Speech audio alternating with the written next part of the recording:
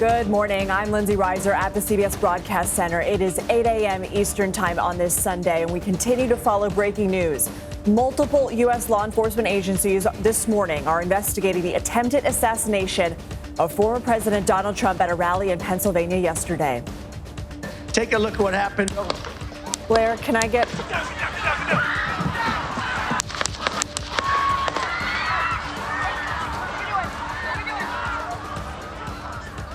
That is the moment the shooting happened just after 6 p.m. Eastern Saturday. The presumptive Republican nominee had walked on stage, and about 6 minutes later, shots were heard. The shooting left the Republican candidate bleeding from the ear. Trump dropped to the ground for cover and was immediately swarmed by Secret Service agents. He was eventually escorted off stage and into a waiting motorcade car. The former president was treated and released from a local hospital Saturday night. One other person attending the rally was killed, 2 others critically injured. The shooter was killed by federal agents. In a post on Truth Social, Donald Trump said in part, quote, "I was shot with a bullet that pierced the upper part of my right ear. I knew immediately that something was wrong and that I heard a whizzing sound, shots, and immediately felt the bullet ripping through the skin." The FBI has identified the shooter as 20-year-old Thomas Crooks from Bethel Park, Pennsylvania, about an hour from the rally. Law enforcement agents were seen conducting a search on what is believed to be the home of the now deceased shooter. The FBI has taken the lead in the investigation and said last night it will be ongoing for some time. There's going to be a long investigation into exactly what took place and how the individual was able to get access to the location, what type of weapon he had. All that it is really days, weeks, and months of investigation. I'm joined now by CBS News congressional correspondent Scott MacFarlane and CBS News campaign reporter Olivia Rinaldi. They were both part of the team covering the rally when the shooting took place. Good morning to both of you. Happy to see you are both okay after what happened. Scott, walk us through what happened from your perspective covering the rally. A monumental and shattering failure at what it should have been a uniquely safe event. There were families here. There were groups here. There were thousands of people who camped out all day here under the assumption this was going to be a political rally at which they were protected. And because of the failure, a series of shots we all heard about 6 or 7 minutes into the former president's speech wounded the former president, killed one of the rally goers, critically injured 2 more, and did untold damage to the fabric of the country. So many of us conflated those initial explosive noises as fireworks. Sounds like somebody had set off a series of 6 to 8 fireworks in the backyard. When it became known, or at least suspected about 10 seconds later, that we had to get cover, that it might be something more sinister, that it might be gunshots, we were among the few who had the luxury of somewhere to take cover. We were standing on those elevated press risers that were behind the crowd next to the cameras. We were able to jump down and get beneath the risers. But for this crowd, which was jammed in like a rock concert, standing room only, shoulder to shoulder, there was nowhere to hide. There was no ability to take cover. And I think so many people, as they exited here, were trying to process, Lindsay, something our generation's never seen before. We saw Trump rally goers embracing in tears after, checking on each other. Just a unifyingly tragic event. Olivia, you were recording some of the immediate aftermath while also, as Scott was saying, trying to duck for cover. What was happening for you in that moment? I mean, as Scott said, it was just harrowing and hectic in that moment. You could hear those successive shots, and I was standing just behind Scott on the riser, and someone pulled me down onto the ground. As I continued to hear the shots, there were people in front of me crouching down, and I decided to pop up just a little bit and take some videos, trying to see what was going on. You can hear the screams. You can hear more of the bullets whizzing by. And, ultimately I could see the crowd starting to get up. And that's when I started to get up off the ground. And I could see former President Donald Trump bloodied. And I could see him throwing his fist into the air and the crowd getting riled up with that. After that moment, Donald Trump got taken into the motorcade where he was quickly whisked away. And then just utter pandemonium broke out. People were scared. People were running. Police were running by, trying to figure out what was going on. They cleared out the bleachers to the left of Donald Trump. And Lindsay, after they cleared out those bleachers, we could see a lot of blood that was on those bleachers. That's unfortunately where a man had passed away earlier in the evening after he was shot. Scott, whom we saw cool and calm and collected in that footage, in those circumstances. Scott, what's the Trump team saying? Well, we had the luxury of somewhere to hide. I know as somebody who jumped off those rafters, equipment fell on top of us, and we suffered the blows and found a place to get away from some of the chaos. But you can't unhear the screams of the people who didn't have that luxury. Children, people in wheelchairs, people who had spent 7 to 8 hours baking in the sun to get the good seats, the ones right up front, within close sight of the former president. And you can't unsee the people colliding with each other, trying to find somewhere to go because there was nowhere to go. I think what helped level and ground the crowd was that the former president popped up and defiantly raised his fist. That helped. But I also can tell you, and Olivia can back me up on this, some in the crowd, some turned on us. Started gesturing at us, screaming at us, cursing at us, blaming us on the meteorizers for what had happened. That did cool off. I think the former president bouncing up and defiantly championing his well-being helped cool off what was going to be a very hot crowd. And Olivia, that said, what are we hearing from the former president? What is the scene like this morning? It's quite locked down here this morning, just driving around trying to find a place to talk to you. Everything is pretty locked down. There's an incredible amount of police presence here because this is an active crime scene. They are still investigating who this person is, how he got here, how he got on top of that structure to be able to take that shot. We are hearing from the former president today saying he's feeling okay, saying that there's more to come. He will be in Milwaukee. We still have the Republican National Convention this week. There's still a major news story where Trump becomes the official Republican nominee and he has to name a vice president. So all of this is coming at a very contentious moment, Lindsay, a very fraught political moment in the country. But also there are specific things that the Republican Party needs to do to formally nominate Donald Trump and move forward with the election to November. So I suspect there will be a lot of news unfolding in the coming days, not only as this investigation unfolds here, but also as we learn the steps the campaign is going to take forward, whether or not they're going to have rallies like this outdoors. Right. These rallies are so typical for the Trump campaign. I go to one at least once a week as of late, covering them.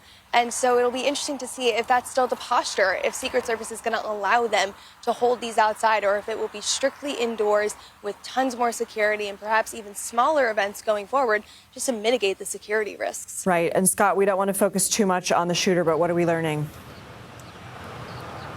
20 years old, Thomas Crooks is his name. He's from about an hour away in Bethel Park, Pennsylvania. And for a 20-year-old, he is distinguishable in that he does not have much of a social media presence to mine through or look through. An hour away means he's not from Butler County, Pennsylvania. To give you a bit of a sense of Butler County, Pennsylvania, you're north of Pittsburgh in a county that is Trump 2-1 in the last election.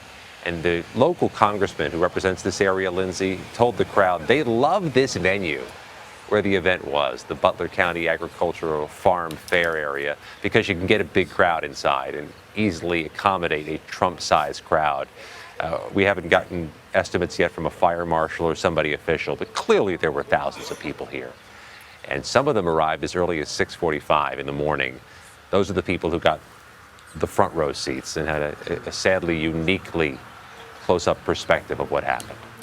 We just got an update from the hospital. No change in that 2 patients are still in critical condition at a hospital in that area. To echo Scott's words, damage inflicted to the fabric and fiber of our country. We're so happy that both of you are okay and taking care of yourselves in this time. Scott McFarland, Olivia Rinaldi, thank you. President Biden says he spoke with former President Trump following the assassination attempt. He condemned the attack at a press conference last night. There's no place in America for this kind of violence. It's sick. It's sick. It's one of the reasons why we have to unite this country. We cannot allow for this to be happening. We cannot be like this. We cannot condone this. CBS News correspondent Skylar Henry joins me now. Skylar, what do we know about that conversation? Hey, Lindsay. Yeah, we asked President Biden through various points following that press conference the travel pool did, what the context of that conversation was. He ignored our questions. He arrived back here to the White House late overnight. He was supposed to be in Delaware at Rehoboth Beach throughout the weekend working on his campaign when all of this happened. He was, in fact, in Mass when the shooting or the attempted assassination happened against the former president, and was briefed later on by his national security team. In fact, he is expected to have another national security briefing this morning with those close to him, those that's close pressed. And so the context of ultimately what happens moving forward in terms of what the president knows, we will wait to see how that all plays out. But the president was able to make contact with the former president yesterday. That was something that he made clear that he wanted to accomplish yesterday. And an interesting point, Lindsay, when we heard the president speak yesterday, obviously condemning the shooting that happened in Pennsylvania, he referred to his rival in this instance as Donald. He didn't call him the former president. He didn't call him his Republican opponent, but by his first name, clearly showing that he was looking to try to speak to the man, not another politician, not someone who he feels as if will be his competition come November, but someone just trying to make sure that he is okay. We'll see whether the White House releases the context of that conversation later on today. I understand there have been some changes even where you are outside the White House. What is Secret Service doing? Yeah, so typically when we get into the North Lawn where we are right now, it's relatively, I don't want to call it loose, but it's much easier for those who are properly credentialed to get inside of the building. But law enforcement has blocked off Lafayette Square Park, which is right across the street from the White House, as well as other blocks surrounding the area. We've seen security posture certainly step up. There are squad cars blocking off several roads. There are Secret Service personnel with long guns outside just to ramp up the sense of security in and around the White House right now. No civilians have been allowed to typically come to what is the fence just outside of the White House to take pictures, to look at the White House. Usually by this time, we're hearing folks with either music or, you know, some peaceful protest or something like that happening out here. It is absolutely quiet here on the North Lawn, something unusual for a Sunday morning, especially when the weather is as nice as it is. What is the president's schedule today, this week? Do you expect changes? Yeah, so the president is supposed to meet with his national security team at around 10:30 this morning. He will then be briefed by his full team, obviously getting the latest as far as the investigation is concerned. We should point out that the FBI is now leading the investigation in Pennsylvania. We'll see how the Secret Service, the U.S. Secret Service, continues to respond as far as their part in this investigation as well. The president was supposed to be on the campaign trail this week. He was supposed to be making stops in both Texas and the swing state of Nevada. As of now, the White House has not released any updated guidance as to whether that will change, whether we will see the president stay in Washington or whether he will do something else to try to sort of move forward with his campaign. We should point out, though, that the Biden campaign is pausing all outbound communications and working to pull down as many of those TV ads as quickly as possible, again, to try to tamp down the rhetoric, to try to tamp down the heightened sense of political anger, if you will, so that the nation can come together. We'll see how effective that is. Skylar Henry, thank you so much. When former President Trump got up, he had some blood on his face. And I don't know if that was from the Secret Service tackling him, or I don't know what that was from. Yeah. How are you feeling right now? Distressed. Many people there last night described the sound as fireworks, including one witness, Melissa Schaffert, who described seeing plumes of dust and dropping to the ground. Joining us right now is Melissa Schaffert. Melissa, thank you for being with us. First off, how are you doing this morning? I'm doing fine, thank you. Waking up this morning, it was very interesting. Waking up to the news and just kind of absorbing all of the events that happened yesterday. I mean, you have described the chaos of the moment. You actually said you didn't know the former president was injured until you got home last night, right? That is correct. At the Butler Farm Show, the reception to anything online is very minimal. So we did not know actually the extent of the injuries, that he was actually hit. And as soon as I drove home 35 minutes to Grove City, PA, I turned on the TV and watched the actual events unfold. And it was unbelievable to see what had actually happened and to realize that we were right there and we didn't even know the extent of what was happening.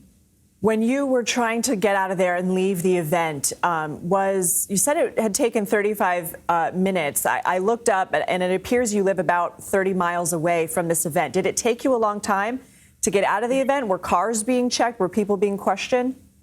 I did not see anyone being checked or anyone being questioned. Everyone was very polite. When you go to these events, everyone is always very kind. The energy is very positive. But no one was being questioned or checked. However, we were parked by the building that the shooter was shot on top of, and there was a police presence there. Again, we didn't realize until about 10 or 11 last night that that was actually where the shooter was. But nobody stopped you, law enforcement, to ask you anything or check your car? No. Okay. It was quite interesting. I have a video posted on my Facebook under Melissa DiNardo, and I am right there on the scene where the bullets came through and hit a tractor, and the police presence is very heavy, the Secret Service. And you can see that people are just scrambling, the Secret Service, the police, the state police, and no one is being detained and no one is being questioned at that point. And that, to me, is why I had my video camera on and rolling. I found it very concerning. We're watching some of the video that you shot right now. Melissa, what do you want people to know who are listening to your story right now? Well, I want people to know that it was quite ironic because Trump was saying that he wished he was on a beach somewhere and that the state of affairs brought him back to make America great again. And, you know, I really think that they are coming for us, the American people. And Trump puts himself in between us and them. And yesterday, that nearly killed him. Melissa Shafford, we know that you were there because you are a supporter of Donald Trump. We appreciate your time. We're glad you're okay. Thank you.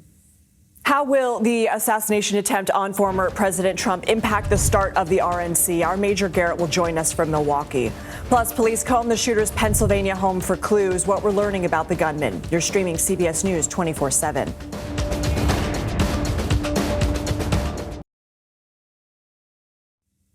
The investigation into the assassination attempt on Donald Trump is focusing on the shooter. Police searched the gunman's home earlier looking for any evidence or any clues toward a motive. He lived about an hour south of the rally location. Anna Schechter is with me now. She's a senior coordinating producer for our CBS News Crime and Public Safety Unit. So, Anna, where does the investigation go from here? So they have secured his home, and the FBI is meeting with his family members in the suburbs of Pittsburgh. So right now, initially, the search for other weapons or explosives, if anyone else was involved. There is no indication of that at this point.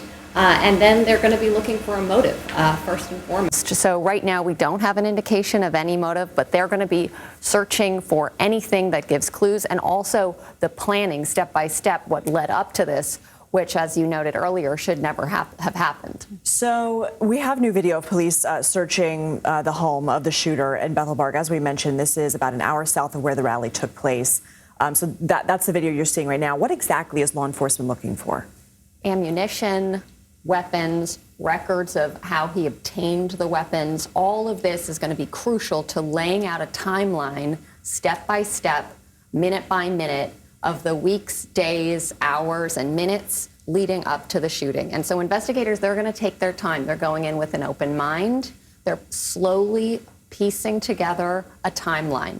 And that's what they're doing right now. And we are in very early stages of this investigation. So so much has come out overnight, but we still do not have a motive. We don't really have a picture of who this person was. We're seeing photos of him at graduation. We know he was 20-year-old white male, which actually fits the profile of typically over the last 10 years who has carried out these attacks, political violence attacks. In fact, I think we have some statistics we can throw up there. In general, the triggers have been for these individuals who carry out these attacks, personal grievance, mental health issues, and also bias against minorities or police or other authority. So at this point in the earlier stages, they're going to be looking to see if this individual falls into that pattern. And so what about the weapon? We know that the shooter used an AR-style rifle. I believe we've confirmed it's an AR-15. AR-15, What yes. will they try and piece together about how the weapon was obtained, other weapons in the home? Well, in Pennsylvania, it's legal to have an AR-15 assault rifle under most conditions. Those are not banned in the state of Pennsylvania, which critics say is one of the reasons they call out Pennsylvania for having 2 weak gun laws. But they're going to be looking for how he obtained it. Did he get it from his parents? Did he purchase it? Generally in Pennsylvania, background checks are required for purchasing weapons. Sometimes you can get around that with an AR-15 if it's a private sale. All these kinds of questions and answers, who he bought the gun from or who he obtained the gun from, that's all important information that investigators are collecting right now. Okay, Anna Schechter, we know you'll stay on top of it. Thank you so much. Let's go now to CBS News Chief Washington Correspondent Major Garrett joining us from Milwaukee, Wisconsin, the site of the Republican National Convention. Major, it's good to have you. This was already going to be a historic convention with a former president set to secure the nomination again. How do you expect this will hang over the event? In every way, shape, and form, this event, this assassination attempt on the presumptive Republican nominee, who, as you indicated, will make history by being the first Republican in the entire history of the Republican Party to be nominated 3 consecutive presidential cycles. That's what Donald Trump is going to be come later this week here in Milwaukee. That was already historic. Of course, he's a Republican nominee of a party that saw an effort to overturn the 2020 election. That's historic. He's under multiple indictments, a convicted felon. That is historic. And you can't separate those things from the assassination attempt in Butler, Pennsylvania yesterday. Everything around the Trump movement has been fraught with not only energy and devotion and love of the former president, but intense criticism of his approach to politics, his own rhetoric about Democrats wanting to destroy the country and being riddled with fascists and Marxists. All of that existed and was part of the history and the tension before this event in Butler, Pennsylvania yesterday. All of that will be magnified here in Milwaukee. It will create an atmosphere, if it was even possible, of more tension, of more anxiety about other possible acts, either of protest or violence. There will be additional security applied to the convention site and everything around it. We're beginning to see that this morning here in downtown Milwaukee. So all of the events leading up to yesterday in Butler, Pennsylvania, now magnified, now enlarged, and those who are trying to bring off this Republican National Convention here in Milwaukee even more anxious than they were 24 hours ago. I want to ask you about that because we had an eyewitness on earlier, Melissa Schaffert, and my end question to her was what she wants people to know, and she felt like the American people are coming after them. One can presume maybe she means people who support the MAGA movement, but I guess in a time when people on both sides of the aisle are calling for a cooling of temperatures, what is your read about how things could go from here? They can go one of two directions. There could be calls for everyone to not only not repeat some of the harshest rhetoric already used in this campaign, but to vow not to use it in the future, to not describe someone who differs with you politically as someone who is evil or an enemy or someone bent on destroying the future of our country. There may be calls for that. That begins at the top of every campaign. So what former President Trump says in these moments coming forward will matter a great deal, the signals he sends to his supporters, what Republicans in Congress say, what Democrats say, or there could be an even more intense hardening, a blaming, because one side or another will say, no, your rhetoric started. No, your rhetoric took it to the next level. No. The thing you said moved it up to the next level. There could be a very wild and intense blame game over this, creating an even hotter and more pressure-filled environment. Political leaders for the last 5 or 6 years have been toying with rhetoric, acting as if it's just words. This is possibly a moment in our history where that sentiment, oh, it's just words, it's just hot rhetoric, it's just the environment, the stakes are really high, so we need to be bold in our language. Maybe that will get a reassessment. Maybe not. That's up to the political leaders, the political actors on the arena stage, and we'll be watching that stage metaphorically and literally here in Milwaukee more intensely than we imagined just 24 hours ago. Major Garrett, lucky to have you. Thank you. We are live in Butler, Pennsylvania this morning as the investigation begins into the assassination attempt on former President Trump. What we're learning about the shooting from those on the scene at yesterday's rally. You're streaming CBS News 24/7. Welcome back to our breaking news coverage of the assassination attempt of Donald Trump. Here's what we currently know. The former president is safe with no major injuries. One rally-goer is dead. 2 more are in critical condition in the hospital. The shooter was killed by law enforcement, and authorities are still working to determine a motive. This was an unprecedented assault in modern American politics, but the threat of violence is all too familiar to the Secret Service. They trained for this. According to data compiled by Congress, 7 of the last 9 presidents have been the targets of assaults, attacks, or assassination attempts. That includes Trump while he was in office and current President Joe Biden. Out of 18 recorded attempts on the lives of presidents and candidates, all but 2 involved firearms, and in every case but one, these assailants acted alone with no broad conspiracy. CBS News campaign reporter Jake Rosen was at the rally yesterday and spoke with many witnesses. I heard the shots. I thought it was firecrackers to begin with. Somebody over there was screaming, he's been shot, he's been shot. So I made my way over. I said, I'm an emergency department physician. Let me help you. The guy had spun around and was jammed between the benches.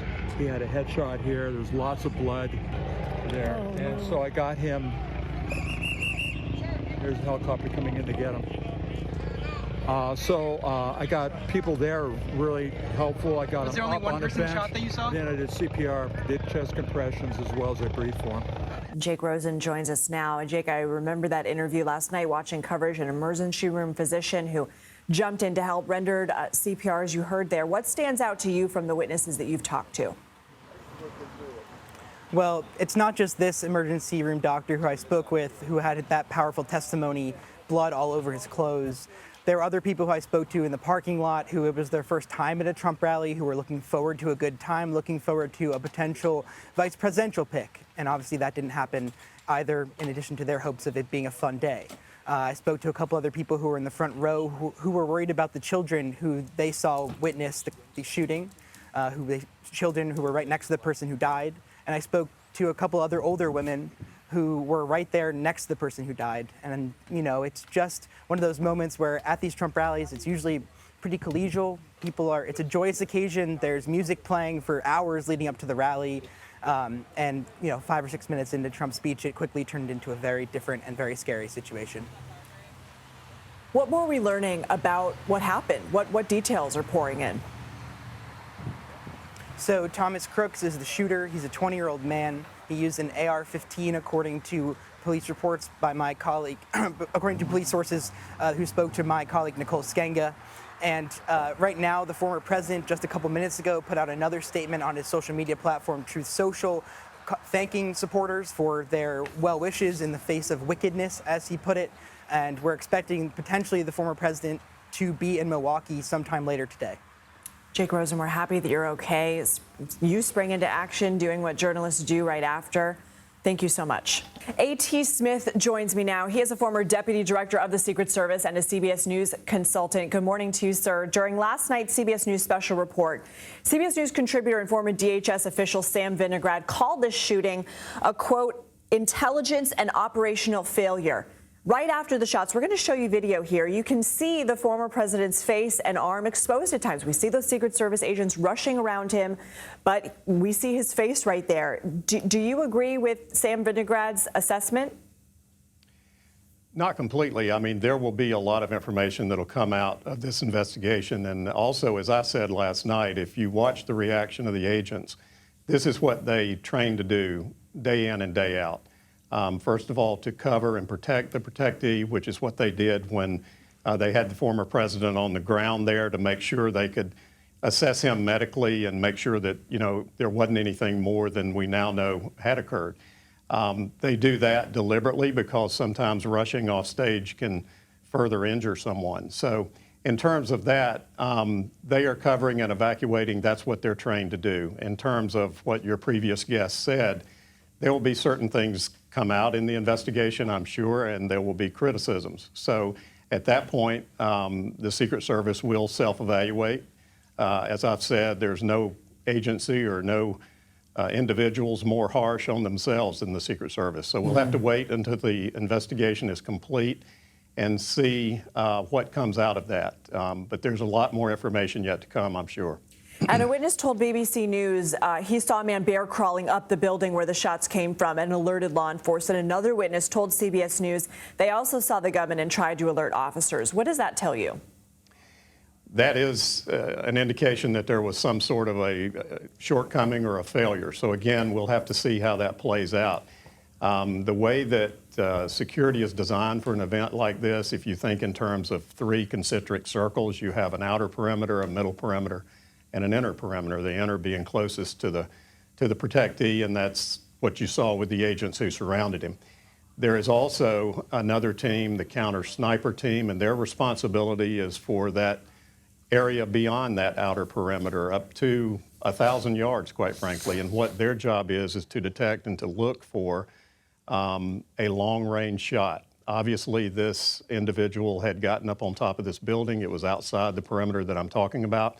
And that will have to be determined as to whether something blocked their view initially, but in terms of people trying to alert law enforcement that he was there, that should have been responded to. But you do have to remember these things happen in a split second or in a very few seconds. So a lot of that will come in the investigation. I'm sure the Bureau will do a very thorough job as far as tracking and the time frames that we're talking about to connect all of this. But we'll see. I don't have a lot of time with you, but I want to ask you one last question because we had a witness on earlier. She says her car was parked near where the shooter is believed to have been. She didn't know it at the time, and she says their car wasn't stopped. They weren't questioned. Is that unusual?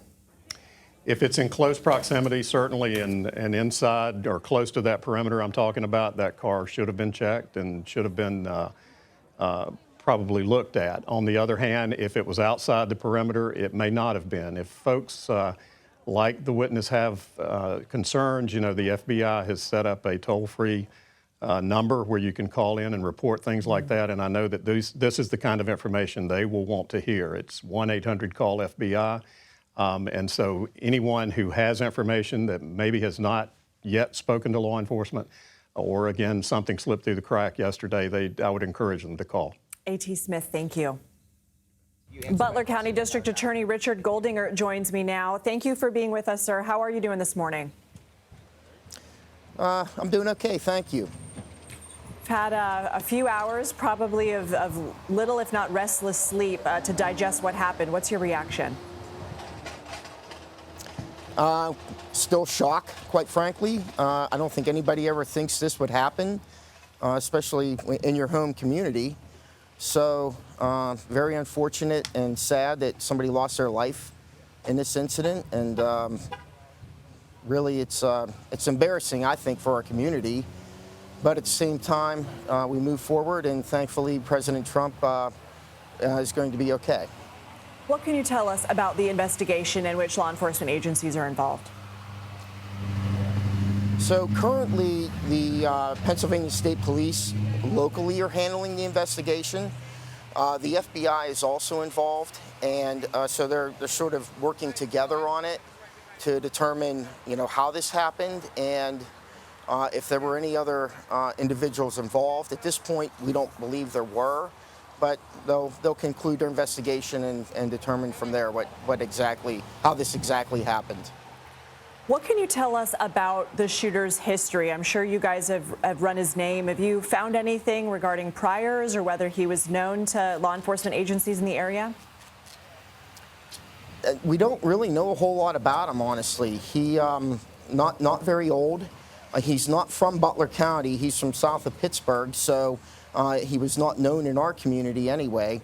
And we don't know that he really had any previous history of that this could happen with him. What questions do you have, sir, about how he was able to get to an elevated area so close to the stage? Well, that's a great question, and I'd like to know that myself. I would have thought that these buildings that are adjacent to the venue would have been secured, and I do believe they were. So I don't know how he could have gotten to that location and accessed a rifle as he did. And so those are questions that still need to be answered. Richard Goldinger, Butler County District Attorney, we thank you very much for your time, sir. Thank you.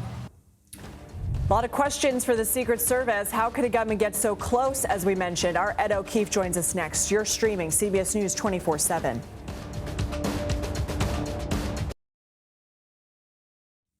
We have seen an outpouring of support from both sides of the aisle for former President Trump and for the rally attendee who lost their life in yesterday's attack.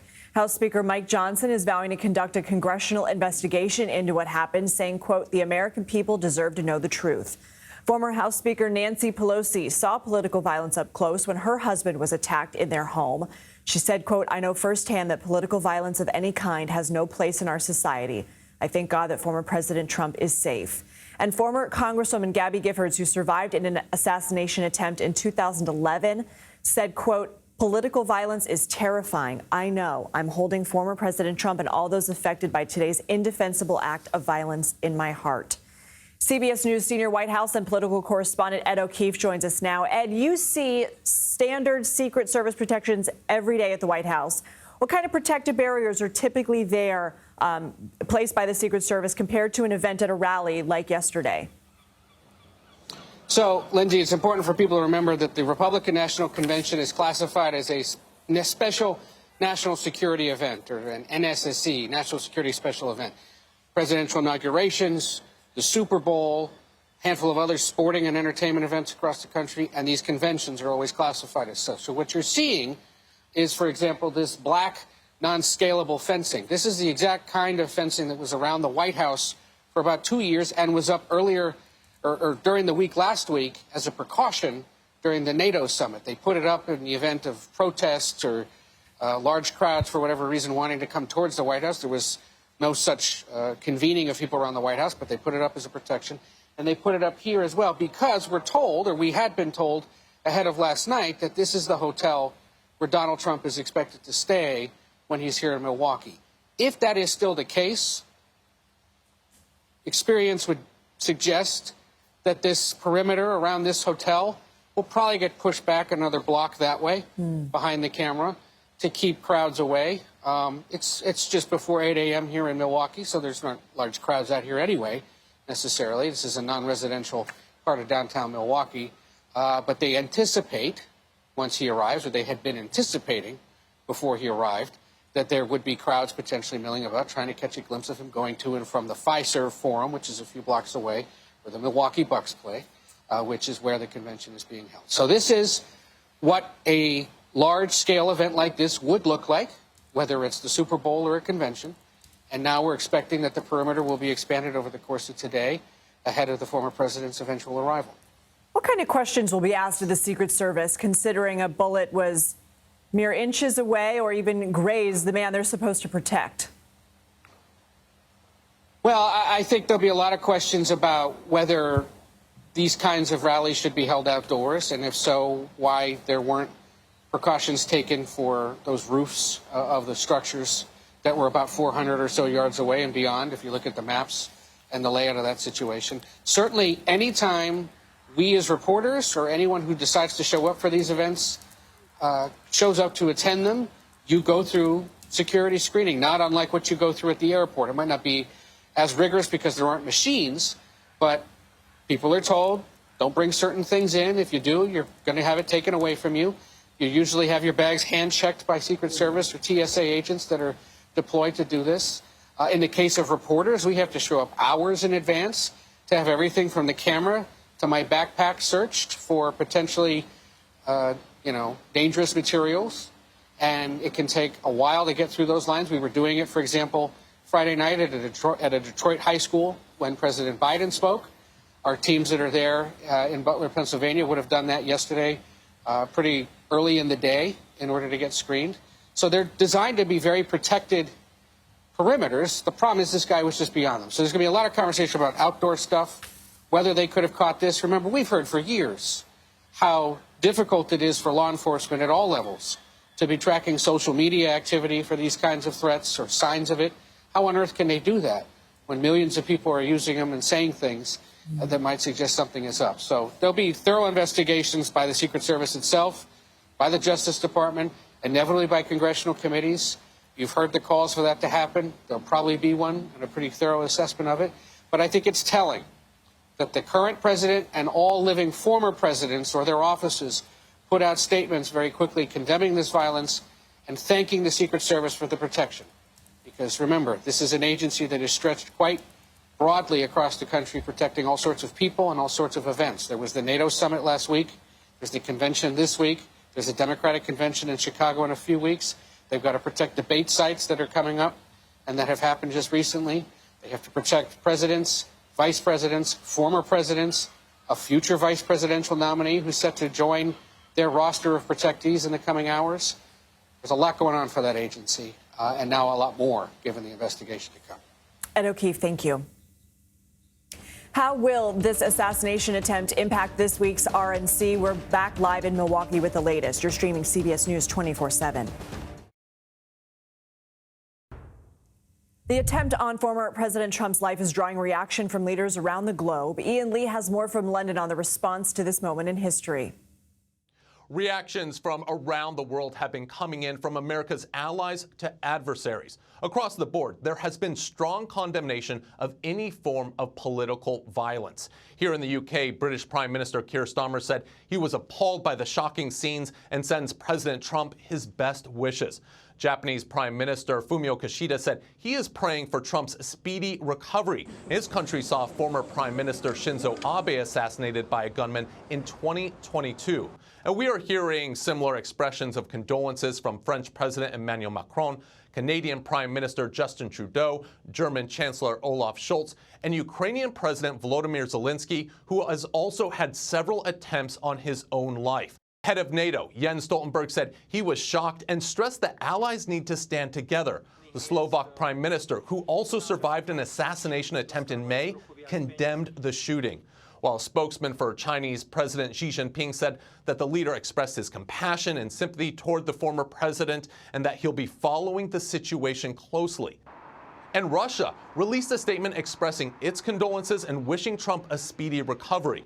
The Kremlin also blamed the Biden administration for creating an atmosphere that they said provoked the attack, but didn't believe it was behind the attempt. Lindsay? Ian Lee, thank you. CBS News political correspondent Caitlin Huey-Burns is in Milwaukee, the site of the Republican National Convention. Caitlin, you have new reporting from the Trump campaign.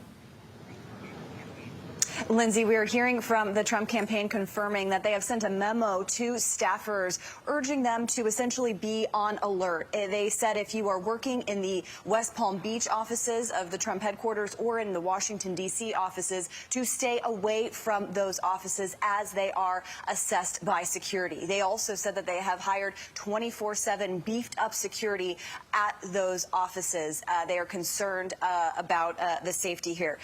They have also said that the RNC, where we are right now, is scheduled to go ahead as planned. There have been no changes to the schedule, but they are also urging staffers to not comment publicly on the horrific events of yesterday. They are also urging them to, be on alert. If you see something, say something. This is of course, very traumatic time, not only for those who were at the rally, but those working on the campaign and, of course, Americans across the country. country. So the campaign has been sending us messages, also highlighting messages from the former president of the United States as well, who has been posting on his Truth social media posts, providing updates. And the campaign has also said that the president is okay, of course, but he is also, in their words, in good spirits. Caitlin, we still don't know who will be Trump's running mate. What have the prospects been saying? And do you think this will impact the expected announcement or even decision? Well, Lindsay, that was one of the remarkable components of yesterday, was at that rally we were expecting to hear at least some kinds of hints, perhaps, about who that running mate would be. That was the big story kind of going into yesterday. We know that prospects like J.D. Vance and Marco Rubio, Doug Burgum of North Dakota, J.D. Vance was at his home in Ohio yesterday. We have also seen, almost immediately, they all, of course, issued statements in support of the president, the former president. What's interesting here, Lindsay, though, is how does this change the dynamic of the vice presidential pick process? We know that Trump had been going back and forth and still, thinking about who to select as his running mate. But the idea now with this assassination attempt does place a greater spotlight on the number two for the ticket. It raises the awareness that something like this could happen, and the vice president, the number two in command, would need to step up if needed. So does that place a bigger focus on expertise, on some sense of calm? That all will certainly factor in here as the president is prepared to announce this, had been supposed to announce this by tomorrow, when the convention here is set to gavel in. Have to be quick with you. We've talked to Ed about potential security changes at the RNC. Do you expect the content or any part of the program will change in light of this? In terms of the content, I would imagine that this will, of course, be a thread through all of this. We've already heard folks like Don Jr., the former president's son, refer to this as J13, referring to this as July 13th. This has certainly been a moment of Trump supporters rallying together, and the Republican Party especially rallying together around the former president and the presumptive Republican nominee. Caitlin Huey-Burns, thank you so much. And stay with us all day long on CBS News 24/7 for the latest developments on the shooting at former President Trump's Pennsylvania rally. Our coverage continues now with a CBS News special report.